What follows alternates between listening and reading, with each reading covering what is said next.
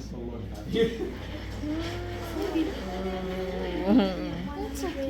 scared. Hello guys, welcome back again to my YouTube channel. So, it's me, Mars Simplicity's Vlog.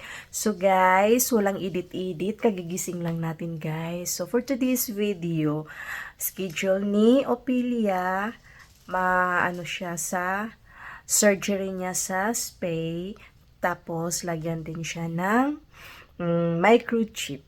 So, napaisipan namin guys na tanggalan siya ng papatanggalan namin na siya ng spay para siya ba, hindi siya mangangana. Kasi guys, hirap talaga mag-alaga ng mga hayop pag nasa abroad tayo guys. So, ayan guys, yan lang po ang gawin naming paraan para hindi siya manganak. Kasi dalawa kasi sila, boy and girl. So, for now, siniparate muna namin siya para hindi siya maggalaw sa kanyang brother.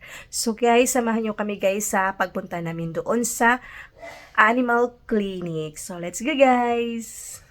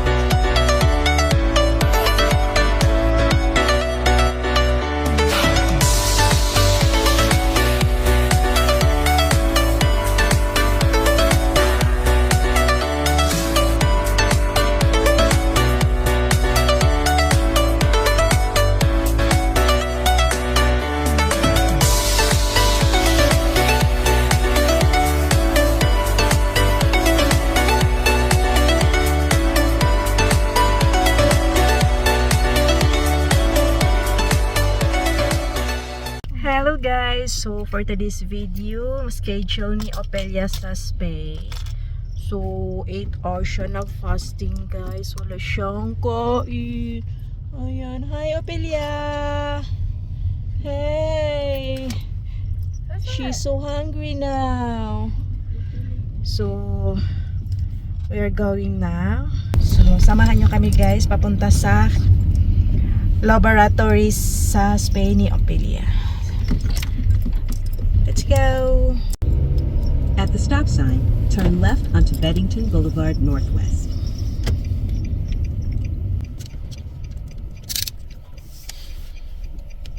So 9 minutes. Malapit lang siya sa bahay namin guys.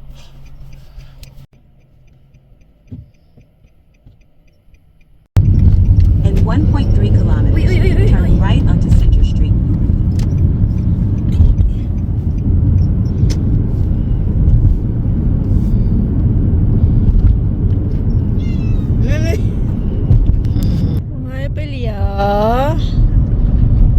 Hungry?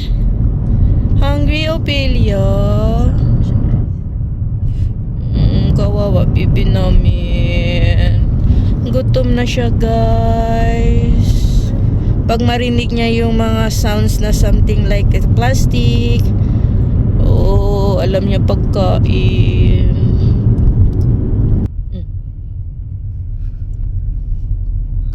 Hey, what's wrong? Ophelia, I know you are hungry, but the doctor said no food start 10 p.m. until this morning. At the light, turn right onto Center Street. Behave, Ophelia. So kailangan talaga namin guys na ipa-space siya. Ayaw namin na manganganak siya. Malaki ang gastos. Mas malaki pa ang budget sa pusa kaysa atin. Diyos ko. So dito na tayo sa Center Street. In 3.5 kilometers, turn right. Makasakay pa man ko diri sa bus itite. Ha?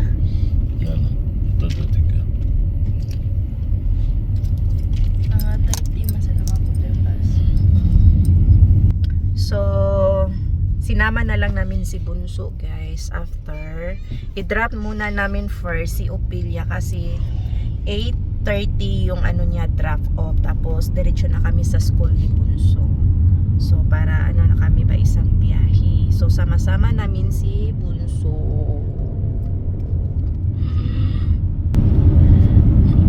So, haggard ang ating face.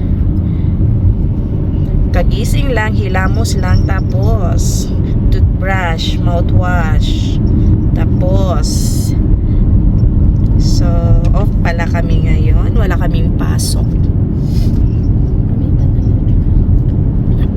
So, 5 minutes na lang tayo, guys. Medyo maraming sasakyan kasi rush hour pag ganitong oras. Yung mga office time, mga klase ng mga estudyante. So, kaya busy ang kalsada nila. Ang daan, busy. Kaya palagi tayo na stop.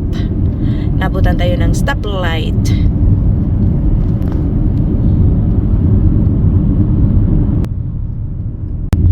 Wala mo siya nagkurog di. Sige, awam. Where? Oh my God. Maybe Ophelia, guys. She is scared and she know where we going. Are you scared, baby Ophelia? Oh, don't worry. Doctor will handle with care for you.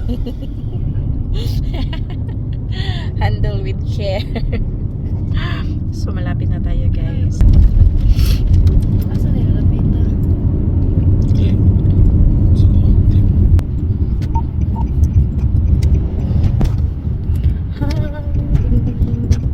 Daming sasakyan. 3 minutes.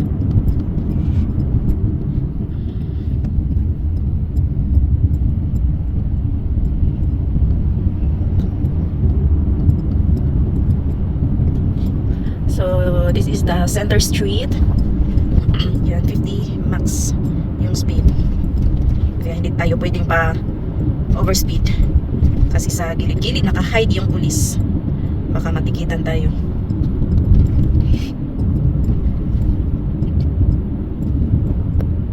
Daming stoplight. Kalayo tayo di. Doon na tayo. Mag-default na lang kayo nagkakuan. Traffic ng Derfot, bebe. Balik na tayo dali. Doon na kayo. So look, Ophelia, guys, parang na-sense niya, guys, kung ano ang sadya namin dyan.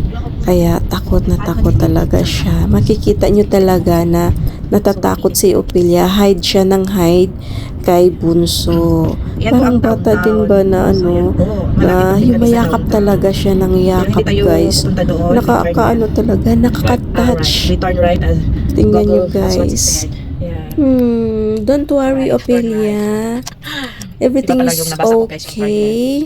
Yan pala, yung turn right. Nakakalungkot talaga, So, ito guys. pong bus nila dito. Nakakaiyak, diba? So, we're going to the 301. room. Going down. I-check si Ophelia sa doktor. So, we are here. So, yan, guys.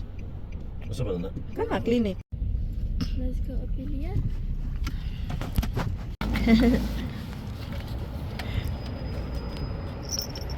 Wala na ba kayo, Lish? Dito, dayon may kawala ni Lish.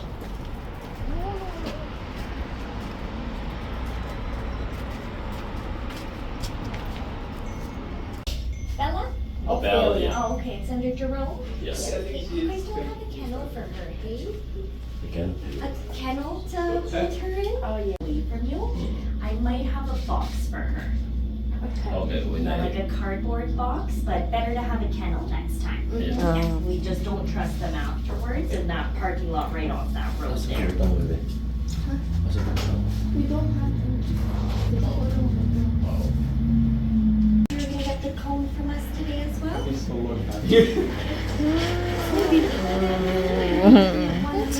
I'm scared. That includes the procedure, microchip, and 2 days of pain medication. Yeah. What is the best phone number to reach you at today? 587 Yeah. 998 1610. So if you want to come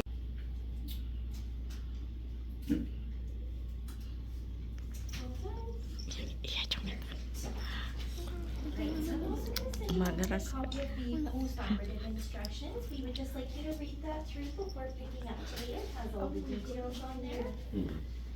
Usually the pickup time is somewhere between noon to 2 p.m. and I do try to give about an hour's notice for that as well. Okay, sure.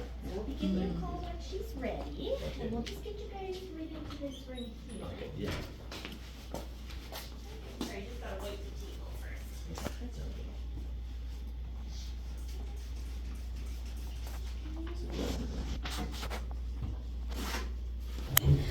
So guys, nandito na kami. Ewan ko kung parang i-check pa siya dito. Ophelia skirt. She's skirt. I know, it's okay. Body? No? Okay, let me listen to you. It's okay. She has a brother at home. Oh, does she? Yeah. She probably misses him. But As of do you now, separate? we separate. Okay. Oh, yeah, separate them definitely tonight, just because she's gonna smell different. She might not be angry or she might be happy from the anesthesia. So just for tonight, just make sure to try to separate them, reunite them in the morning. Okay, we can step over here to the scale. 315. Okay, come on. All right. Any questions or concerns for her? She likes being held, huh? Ophelia, babe. Good girl, baby. Natin kasi nandiyan nag-press yung account. So guys, tatawag lang sila sa amin kung ready na i-pick up si Ophelia. Nakukulong ko.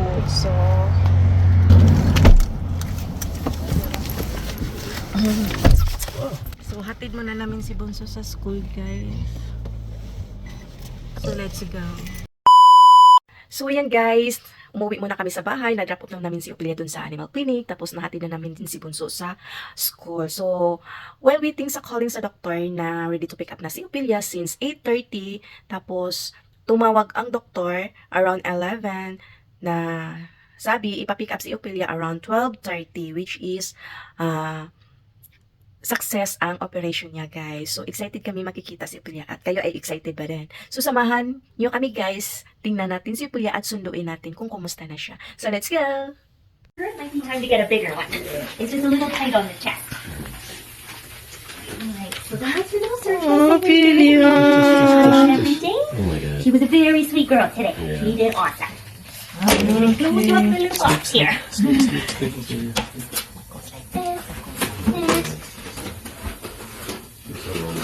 She's a very easygoing girl. She stays perfectly still when you need to do something. It's awesome. She gets a gold start today. So when you're holding this, there you go. I just want you to hold it from the bottom as well as the top. Because it's kind of weak on the bottom, so you don't want to trust it. She can fall right out. But this way, it's better for the car ride home and getting in and out of the house. Sige. Thank Stay you! awesome today. You guys have a great day. You too. Tomorrow, just to check in on her. Okay, thanks. You're at least phone call away. Not the grateful box. Hi, baby. All right, Miss Ophelia, let's bring you on out. So whenever you're kind of carrying her, it's a little awkward right now. You basically want to put most of the pressure on the chest and then the rest on the butt. Just so you're not really stretching her out. Yeah. I am just going to take off. Break off what's there we go. Pull that one. Your cute little sweater. One arm through. Here we go, sweetie. Chuck that one. Look at this. A little tight on you. Make sure I'm Ophelia. There's one. Hold that together and get the best seat in. There's one there. Got that one in perfect. Now we're going to zip it up and make sure it fits. It's fit. I know it's a good fit so far. That's better for her It's a little surgery. more comfortable. It also just gives that double security in case she ever manages to get the cone off. Oh, okay. The worst thing for the females is also the licking. Because, you know, their surgical sites are... Hold on, honey. And like that. Oh, good girl, baby. Yeah, a little bit. Yeah, so this looks like it will fit her. We're not gonna- Yeah. There, just has to go up a little above the knee. There it is. I know, it's a little funny right now, isn't it? Ito po ang medication ni Ophelia guys, which is inumin niya 2 days. So, i-update ko kayo after. So, ayan guys, nakuha na natin si Ophelia sa clinic guys. So, need pa niya mag-recovery.